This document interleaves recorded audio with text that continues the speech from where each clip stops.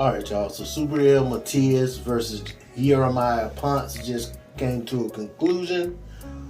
This was a pretty anticipated fight for the IBF, the recently vacated IBF Junior Welterweight Championship, which was vacated by Josh Taylor.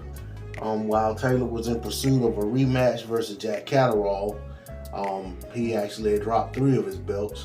Dropped, got stripped, however it went. The WBC belt was claimed by Regis Prograis, and then Puello picked up the WBA, and then this was the bout for the IBF. Josh Taylor still has the WBO title.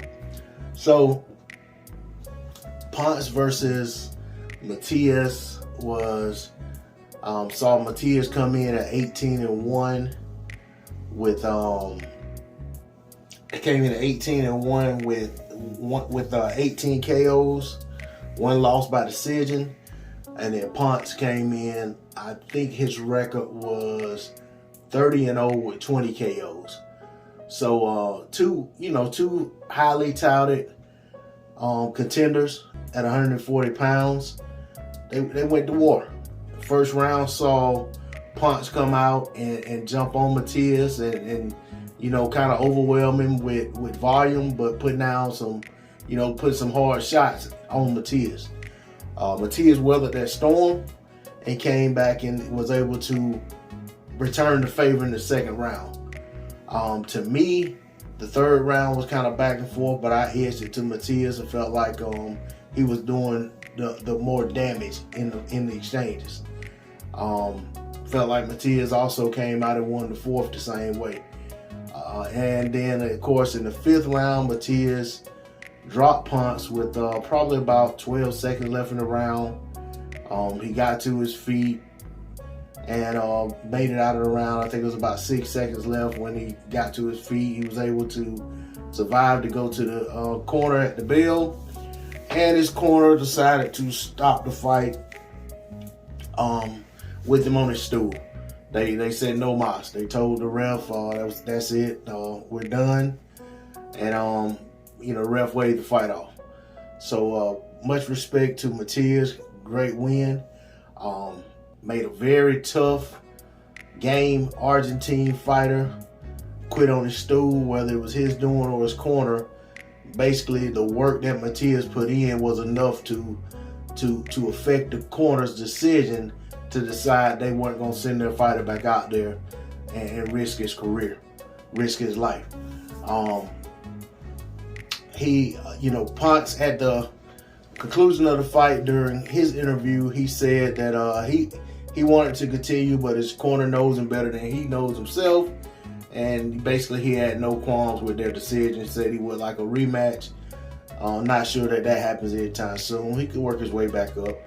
But definitely for Matias, right now there's a lot of guys that he could be in the mix versus.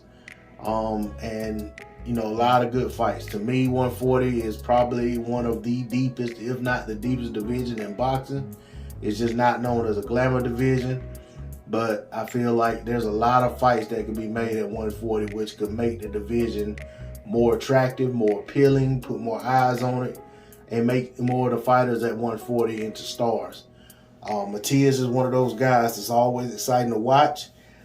There's like a plethora of guys that I can see him matched up against, all making good fights. Matias is a guy who his one loss was by decision, a close decision, and he went back and stopped his opponent in the 6th round. That was in his previous bout prior to this bout. So I think it was a 6th round stoppage. But anyway, so basically, as of right now, he's defeated everyone he's been in the ring with as a professional. Although he does have one blemish on his record. Matias, guy can punch. He can box a little bit. I shouldn't say that. Not box a little. He can box.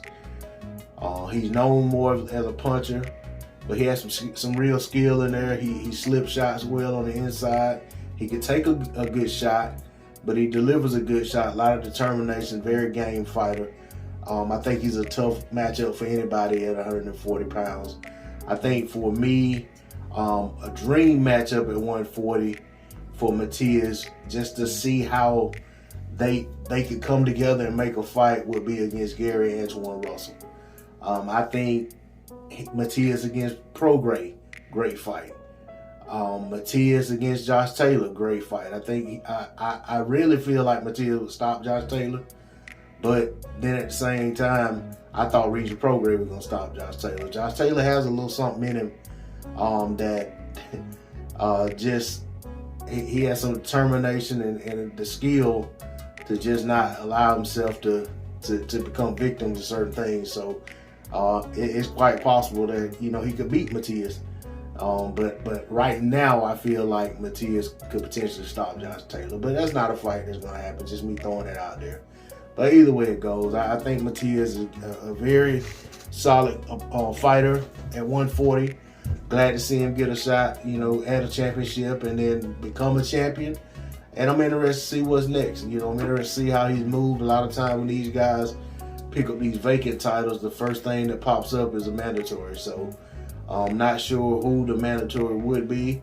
I'm not sure if the IBF is going to call one anytime, in the immediate future. But I wouldn't be surprised. But like I said, I'm glad to see him get opportunities to become champion. And it'd be great to see him in a unification bout versus one of the other 3 champions in the division.